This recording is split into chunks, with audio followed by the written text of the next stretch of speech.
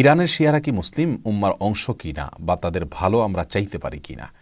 ভাইয়ের পৃথিবী জুড়ে যে সমস্ত শিয়ারা আছেন এই সমস্ত শিয়াদের বেশিরভাগই এমন এমন আকীদা পোষণ করেন যার ফলে তারা আসলে ইসলামের গণ্ডি থেকে তারা অনেকটাই বের হয়ে যান, যার ফলে তাদেরকে আমরা মুসলিম উম্মার অন্তর্ভুক্ত মনে করতে পারি না।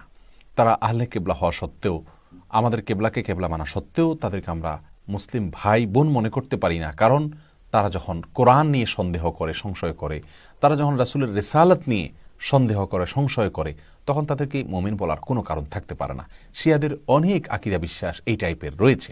যারা বড় শিয়া তাদেরকে মুসলমান বলবেন না কাফের বলবেন সিদ্ধান্ত আপনারা দিবেন, আমি কিছু তথ্য দিই।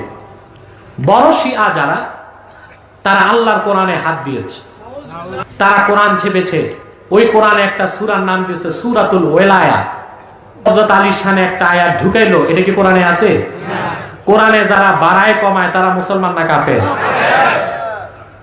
যে তারা যদি কোনোদিন ইরান থেকে মক্কা জয় করতে পারে, জান্নাতুল বাকিতে যে আমার আম্মা জান আয়েশার কবরে দোররা মারবে।